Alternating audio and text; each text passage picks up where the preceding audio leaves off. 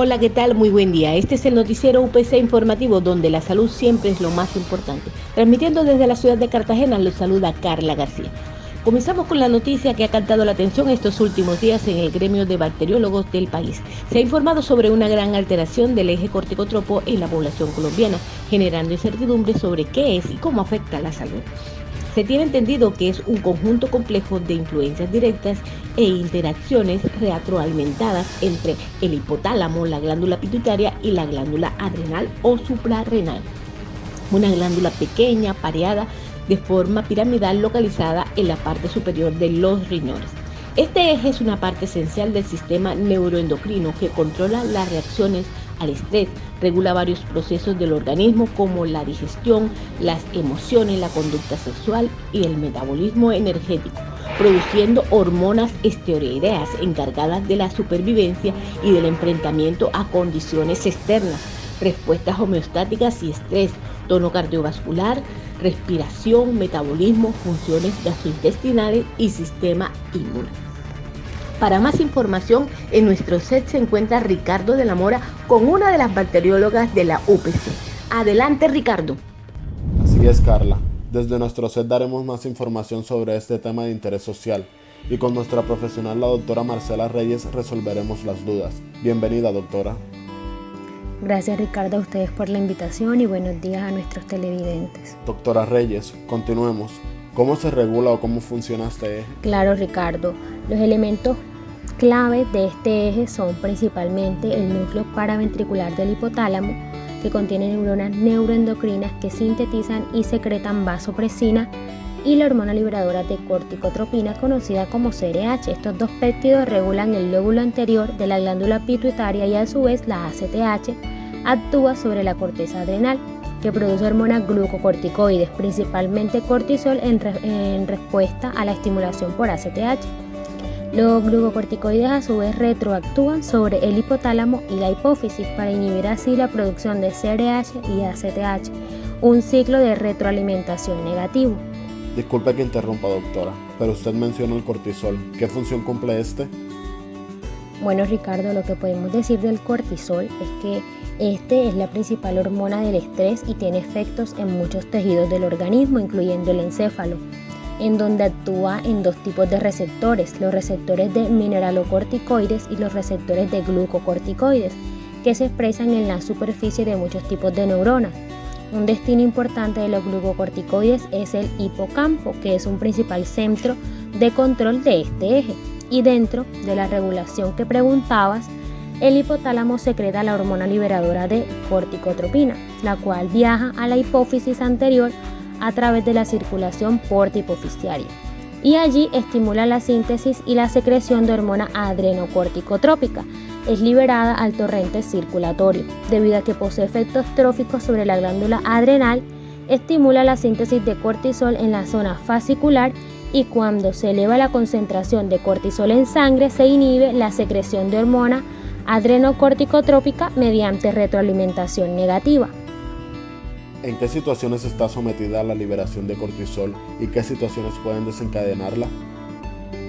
Bueno, Ricardo, la liberación de cortisol está sometida al estímulo de centros neurales superiores originados en el sistema nervioso y desencadenado por situaciones de estrés. Es así como el cortisol puede aumentar en respuesta a estrés físico, cirugía, alguna quemadura, hipoglicemia, hipotensión, ejercicio, etc. En respuesta a la liberación local de citoquinas proinflamatorias. De igual forma, la liberación del cortisol está sometida a un ritmo circadiano. Su momento de secreción máxima es en la mañana 7 a.m., 9 a.m. y hacia el final de la noche entre 10 p.m. y las 12 p.m. Doctora, ¿y qué función cumple todo esto? ¿Qué puede decir al respecto? Bueno, en cuanto a esto podemos decir que la liberación de CRH a partir del hipotálamo está bajo la influencia del estrés mediante los niveles de cortisol sanguíneo y por el ciclo sueño-vigilia. En los individuos sanos, el cortisol aumenta rápidamente tras el despertar, alcanzando un pico en 30 a 40 minutos. Posteriormente, este decrece de forma gradual a lo largo del día, aumentando nuevamente al atardecer. Los niveles de cortisol caen entonces de madrugada, llegando al mínimo a medianoche. Los glucocorticoides tienen muchas funciones importantes. incluyendo la modulación de las reacciones de estrés, pero en exceso pueden ser dañinos. En este eje está implicado en la neurobiología de los trastornos emocionales y en enfermedades funcionales como el trastorno de ansiedad, el trastorno bipolar, el síndrome por estrés postraumático, depresión clínica, entre otras. Doctora, ¿y qué nos puede decir de la vasopresina, las funciones de los glucocorticoides y los efectos fisiológicos del cortisol?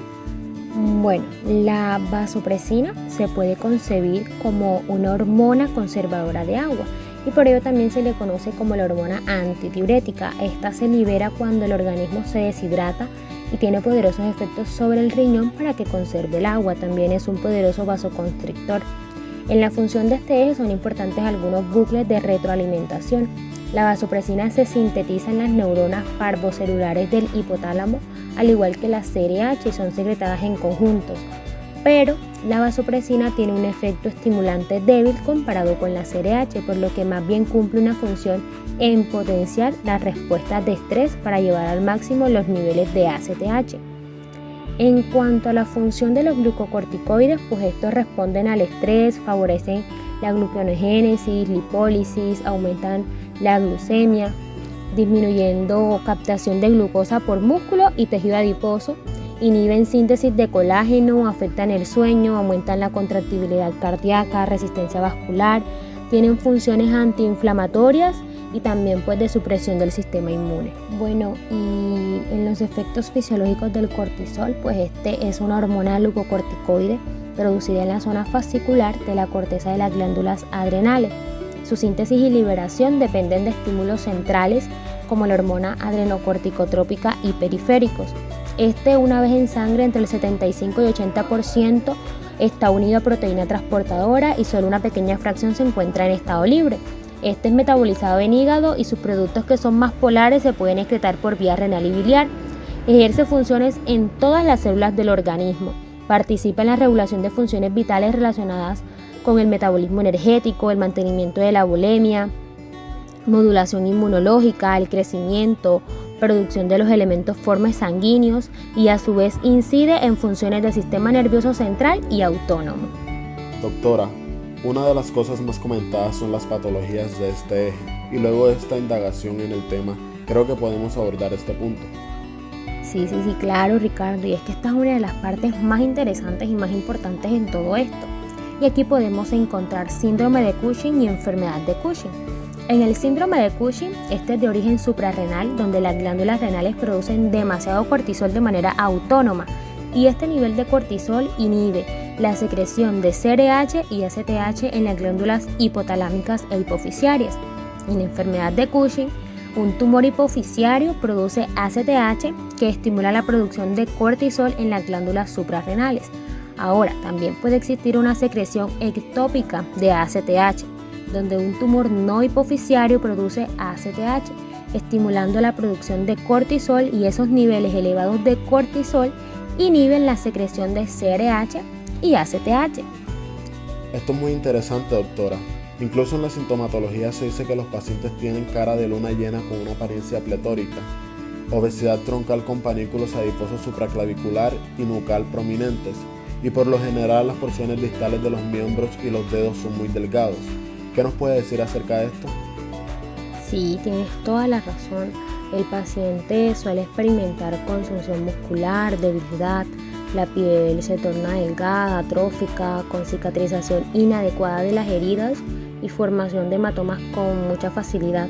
Pueden aparecer estrías de color púrpura en el abdomen. Con frecuencia el paciente desarrolla hipertensión arterial, litiasis renal, intolerancia a la glucosa, disminución de la resistencia a la infección, trastornos mentales. En los niños resulta característica la detención del crecimiento lineal y las mujeres suelen presentar irregularidades menstruales. Doctora, para terminar, ¿cómo se realiza el diagnóstico de estas patologías? Bueno, ya el diagnóstico como tal se puede hacer por una concentración urinaria de cortisol libre, una prueba de supresión con dexametasona, niveles de cortisol sérico o salival a la medianoche, concentraciones plasmáticas de ACTH, que pues si son detectables requerirán pruebas de provocación El diagnóstico suele sospecharse pues en pacientes con signos y síntomas característicos. La confirmación suele requerir estudios hormonales y de diagnóstico por imagen. Doctora Reyes, por su tiempo y por la valiosa información que brindó a los televidentes y a todos aquí en el set de noticias. Sigan conectados con nuestro noticiero UPC Informativo, informó Ricardo de la Mora para Noti UPC, y regresamos con Carla García. Gracias, doctora Reyes, por abordar este tema de tanta importancia para nuestra audiencia. Y después de la información en el ámbito de la salud, nos vamos a la farándula con Arles Márquez, quien nos va a contar cómo ha sido la despedida de la estudiante de bacteriología en la UPC. Adelante, Arles. Hola Carla y bienvenidos televidentes a nuestra sección de farándula. En el día de hoy se despide de nosotros una excelente estudiante, quien con dedicación y esfuerzo ha logrado pequeñas cosas pero que han sido muy valiosas para ella. Hablamos con ella y nos cuenta que su experiencia ha sido gratificante durante sus prácticas en el laboratorio y de las cuales ha aprendido mucho gracias a las personas que encontró en el laboratorio UPC. A través de un video ella nos quiso dejar claro cuán agradecida está con cada una de estas personas. Echémosle un vistazo.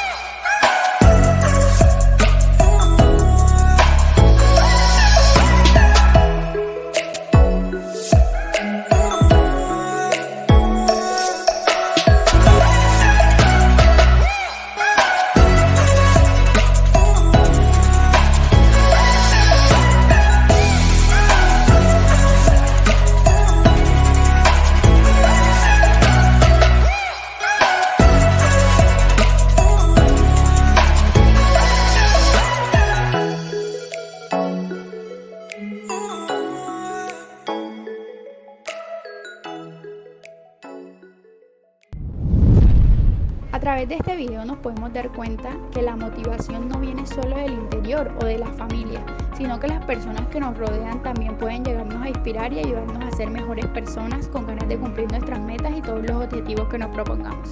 Con este video nos despedimos y les deseo que tengan un feliz día. Los dejo con Carla. Chao. Excelente mensaje, Arlen. Queridos televidentes, hemos llegado al final de nuestra emisión, pero nos volvemos a encontrar en la sección del mediodía.